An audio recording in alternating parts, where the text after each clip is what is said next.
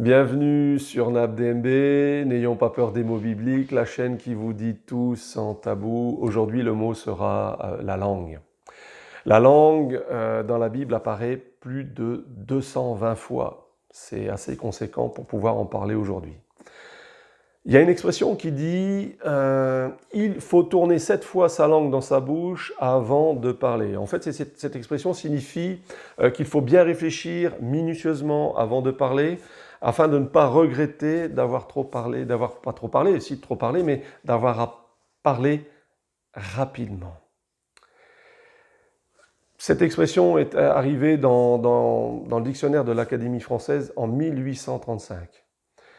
Et moi, je n'ai pas pu m'empêcher de faire un rapport avec la parole de Dieu, et notamment dans le livre des Proverbes, écrit par le roi Salomon. Tout de suite, un premier verset dans la parole de Dieu, Proverbes chapitre 21, verset 23, qui nous dit ceci. « Celui qui veille sur sa bouche et sur sa langue préserve son âme des angoisses. » Ici, le mot « langue » en hébreu, c'est « lachon ». Lachon, qui était employé, c'est la langue des hommes. Ça peut avoir aussi un sens littéral, c'est l'organe de la parole. Ça peut être le langage ou la langue des animaux ou langue de feu. Le deuxième mot, c'est bouche. Bouche, ici, en hébreu, a été traduit par P. P, ça signifie bouche de l'homme. Bouche comme organe de la parole. Bouche, la gueule des animaux. La bouche, une embouchure, une ouverture, un orifice, par exemple d'un puits ou d'un fleuve, etc. On pourrait traduire littéralement et dire que celui qui fait attention à sa bouche comme organe de la parole et à sa langue, qui elle-même est l'organe de la parole, préserve, protège son âme des détresses, des malheurs ou des angoisses. Je voudrais prendre tout de suite un autre passage dans la parole de Dieu avec vous, dans le livre de Jacques, au chapitre 3, et à partir du verset 1, le titre, c'est « La modération dans l'usage de la parole ». En fait, c'est un discours sur la langue. « Ne soyez pas nombreux à vouloir être docteurs, mes frères, car vous savez que nous subirons un jugement plus sévère. Nous bronchons tous de plusieurs manières. Si quelqu'un ne bronche pas en parole, c'est un homme parfait, capable de tenir tout son corps en bride. Si nous mettons le mors dans la bouche des chevaux pour qu'ils nous obéissent, nous dirigeons aussi leur corps tout entier. Voyez comme les navires, si grands qu'ils soient, et poussés par les vents impétueux, ils sont dirigés par un très petit gouvernail au gré du pilote. De même, la langue est un petit membre, mais elle a de grandes prétentions. Voyez comme un petit feu peut embraser une grande forêt. Or, la langue est aussi un feu. Elle est le monde de l'injustice. La langue a sa place parmi nos membres. Elle souille tout le corps et embrase tout le cours de l'existence, embrasée qu'elle est par la géhenne. Toutes les espèces de bêtes sauvages, d'oiseaux, de reptiles, d'animaux marins sont domptées et ont été domptées par l'espèce humaine. Mais la langue, aucun homme ne peut la dompter.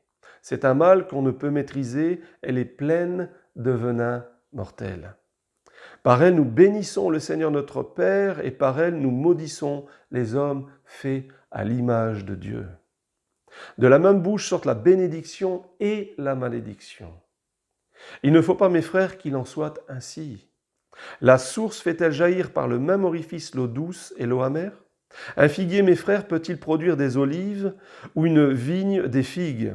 Une source salée ne peut pas non plus donner de l'eau douce. Voici ici ce que nous dit la parole de Dieu.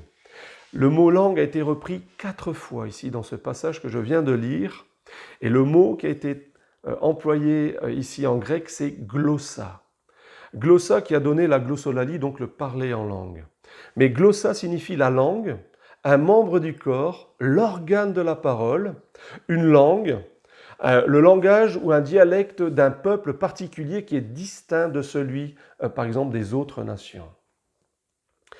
La parole de Dieu ici nous encourage à réfléchir avant de parler. Tourner 7 fois sa langue dans la bouche.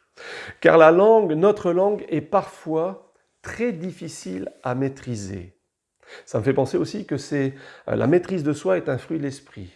La maîtrise de soi, elle ne se fait pas en silence, en restant muet, quoiqu'on peut le faire et l'être, mais on peut aussi parler, discuter, sans dire de propos malveillants.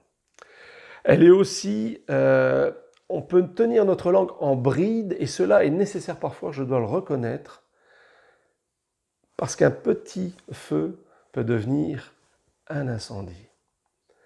Et je voudrais nous encourager en nous laissant 2 versets pour conclure. Premier verset dans le livre des Proverbes, chapitre 12, verset 18.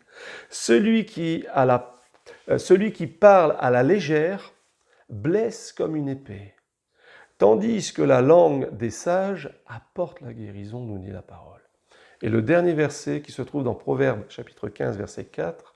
La langue douce est un arbre de vie, mais la langue perverse brise l'âme. À bientôt.